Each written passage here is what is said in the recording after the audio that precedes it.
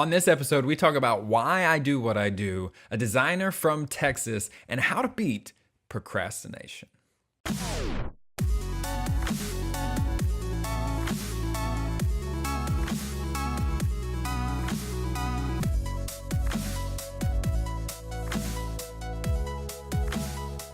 Hey, everybody, and welcome to Finish Friday, the show where we help more creative people change more lives. I am your host, Todd B. from Tennessee, and I created this show because on a scale of 1 to shooting the show and managing the dog at the same time, creating stuff is hard, and finishing that stuff is often even harder. Yeah, I don't know how to describe the wild behavior that my dog has been participating in today. It's beyond obnoxious and closer to exhausting is probably what the word I would use is. And I couldn't even I couldn't even, I was chasing him around so much I couldn't even pull out my phone to get what he was doing to put it on the show for you. So you're just gonna have to take my word for it. I don't know what to tell you. The second announcement that I have, I guess the first was that my dog is crazy, is that my book drops November 9th, and the title is The Unstoppable Creative. The Unstoppable Creative. And I know you guys are going to get so much out of this book. This book is for anyone who feels like they could make better art, but they're not quite there yet. And I address motivation. In the book, I talk about what to do if you're at a corporate job. In the book, I talk about how to make your own first sales if in the book, if you're interested in that as well. And I cannot wait to drop this thing. I know you guys are going to get so much out of it. And I'm excited to go. November 9th is the day. I'll try to do something a little extra special on that day, maybe a live stream or something, and remind you guys to go pick it up. Yeah, it's going to be good. And so with that, let's get into today's topic.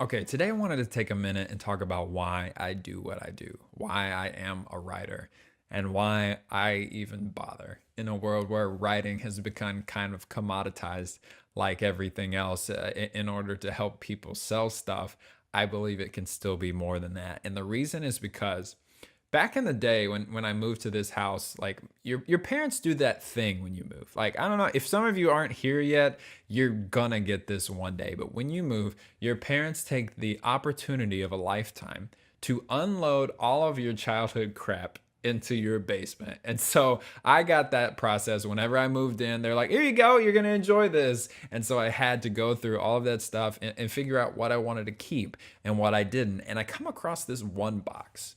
Is an old tomato box, and it's all beat up, and the papers in it are all yellow. And I'm like, what is this stuff? And I'm about to chunk the whole thing, right? I'm about to just throw it away.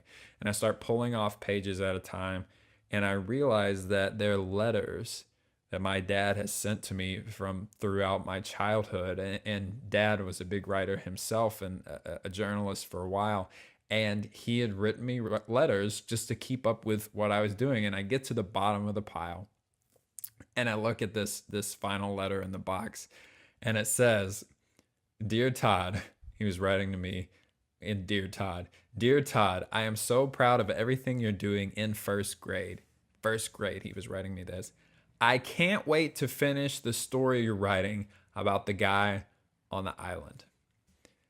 And when I found that letter, moments in your life like this are never really huge at the moment. It's when you look back and you start to remember and reflect that that was kind of a big deal. I'm staring at this letter and I'm like, I've been writing since first grade. Like I've never been doing anything for that long. And so I'm looking at my history and going, you know what? My dad wrote, my granddad wrote, maybe I was simply born to be a writer. And I think from that moment on, I embraced it like I never have before. I used to doubt words like legacy and tradition and think that what your family did before didn't matter that much. But now I am shoving it into my whole heart because I know without a doubt I was meant to write.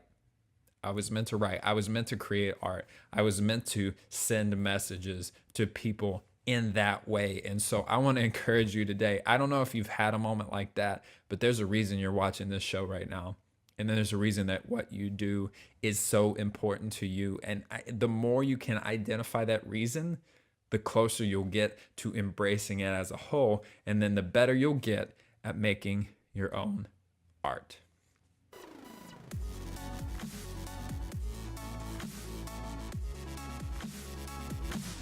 This week's question of the week is one word. Literally, the person sent in one word, which is amazing. Because, like, so here's the deal. When people join my email list, the first thing I ask them to do is send me their number one struggle as a creative person right now. And so they'll send me that, and I'm like, okay, then I can bring that on the show and expand a little further. But this person just sent one word, and I'm going to kind of pull the question out of that. And the word that they sent was procrastination.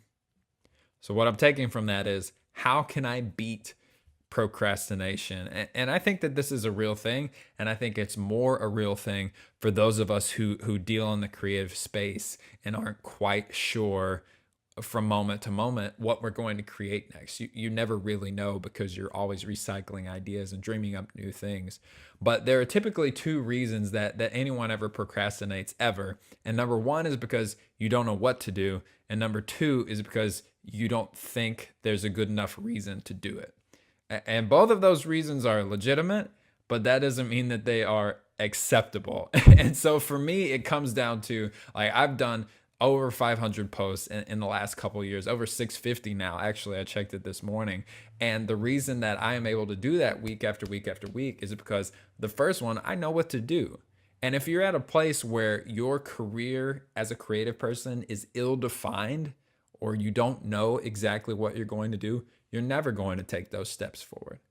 So even if your goal is to write a book, right? Like if you want to write a book, in theory, you may not know how to write a book, meaning that you may not know what needs to go in chapter one. Sure, you can sit down and write, but you never get further than that. And so it might be an information problem. That might be a real thing. And that's why I love NaNoWriMo so much, which is coming up, because they force you to kind of get on that path, and there's a community to help you figure out what it is you're supposed to do next. And the second thing is, man, if you don't have that good reason, if you don't have that good purpose to step forwards in the actions that you know you should take, and so you put it off and put it off and put it off and put it off, it's time to create some urgency, right? It's trying to figure out what will make it worthwhile to you. I can't tell you what it is for you.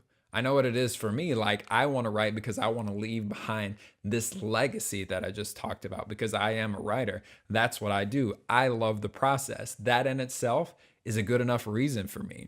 And so you need to find that sort of thing. Like, is it going to be like, maybe you think you can make a career out of this, and that's what's going to feed your family. Maybe you're so sick of your job that you can't possibly take another minute without living the creative life. And so I want you to do these two things this week. If you're procrastinating, figure out what you need to do, and then figure out the reason that you have to do it right now.